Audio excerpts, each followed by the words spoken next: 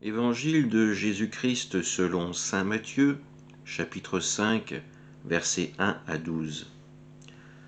En ce temps-là, voyant les foules, Jésus gravit la montagne. Il s'assit et ses disciples s'approchèrent de lui. Alors, ouvrant la bouche, il les enseignait. Il disait : « Heureux les pauvres de cœur, car le royaume des cieux est à eux. Heureux ceux qui pleurent, car ils seront consolés. Heureux les doux, car ils recevront la terre en héritage. Heureux ceux qui ont faim et soif de la justice, car ils seront rassasiés. Heureux les miséricordieux, car ils obtiendront miséricorde.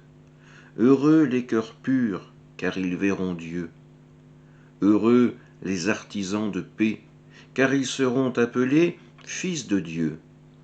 Heureux ceux qui sont persécutés pour la justice, car le royaume des cieux est à eux.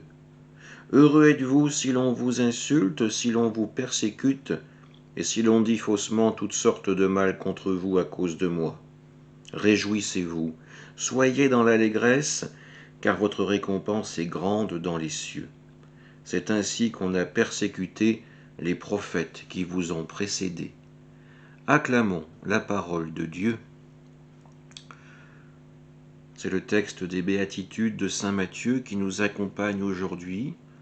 Ce texte où Jésus nous annonce finalement quels sont les commandements que nous devrons respecter pour vivre selon sa parole, pour vivre en enfant de Dieu, pour vivre en homme ou en femme qui acceptent de recevoir dans leur cœur l'amour que Dieu leur destine. Jésus veut être en vérité avec cette foule qui l'a accompagné, avec ses disciples qui sont là près de lui. La route qu'il leur propose de suivre est difficile. Difficile parce que le regard du monde va aller contre eux. Oui, ils seront persécutés. Oui, certains seront mis à mort à cause de leur foi en Jésus ressuscité. Aujourd'hui, nous avons toutes ces béatitudes qui nous sont offertes.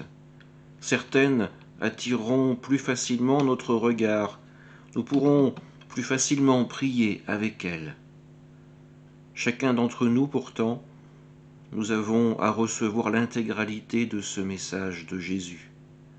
Pour entrer dans le royaume de Dieu, à nous de nous reconnaître pauvres de cœur, à nous aussi de verser des larmes pour être consolés par Dieu, à nous d'avoir un comportement, une vie où l'amour, la miséricorde et le pardon ont toute leur place.